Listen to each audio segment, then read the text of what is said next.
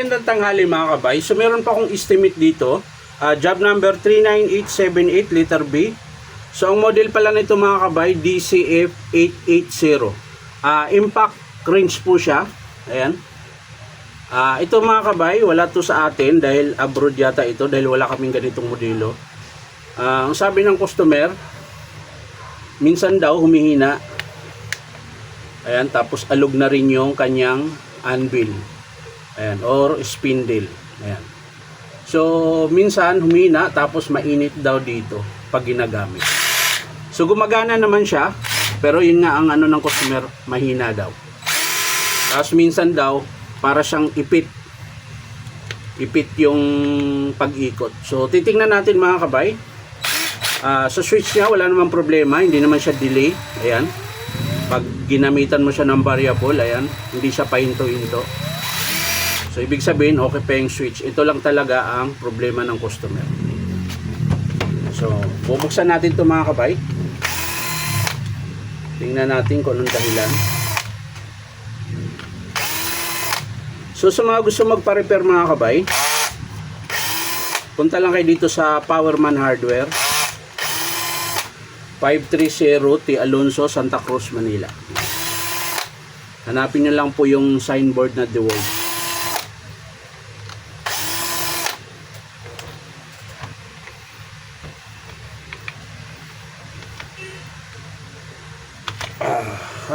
Yun. Basag din yung carbon niya mga kabay.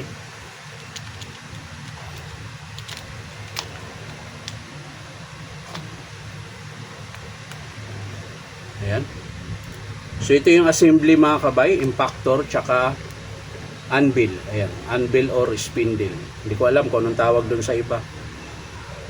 So dito sa kanyang, ayun, may tama din.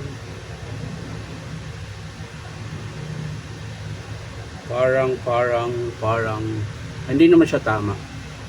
Alikabok lang pala mga kabay. Ayan. So yung carbon niya mga kabay basag, ayan. Hindi na po pantay yung ano. Minsan isa din yun sa dahilan kung bakit mahina yung ikot ng motor. Ayan. Pero hindi po lahat ng mahinang umikot ay carbon ang sira. Yung iba talaga sunog na talaga. So magpapalit din po tayo nitong carbon brush. Isang set pala yan mga kabay kapag binili nyo. Ayan. Meron po yan dito sa Powerman Hardware. Kung meron kayong ganitong unit, kailangan nyo ng carbon, punta lang kayo dito sa 530 T. Alonso, Santa Cruz, Manila. So ito po yung carbon sheet nya. Kasama na po yung holder. Ayan. So dito tayo mga kabay. Baklasin natin to. Ayan. Madali lang baklasin to mga kabay. Ayan. So nakalas na. Ayan. Ito po yung tinatawag nilang impactor. Ayan, impactor. So walang problema dito mga kabay. Ayun. Dito ang may problema. Ayan. Bali po yung anvil niya mga kabay. Kaya pala sabi ng customer minsan humihina. Siguro pag kumalso ito, hihina yung ikot. Yung nabali na anvil. Ayan. So alam ko sa online may nabibili din ganito. Hindi ko lang sigurado. So yan lang po yung sira niya mga kabay. Ayan. So lilinisin ko na lang ito.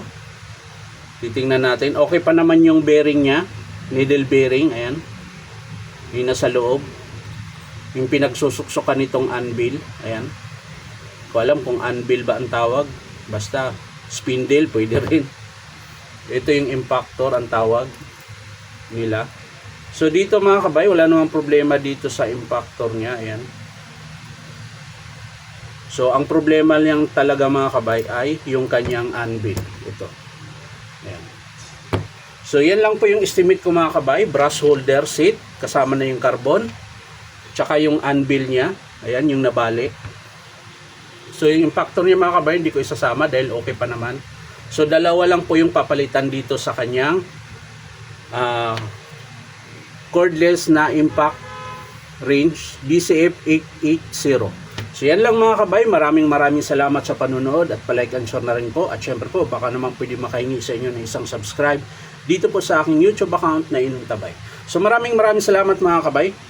Bye-bye.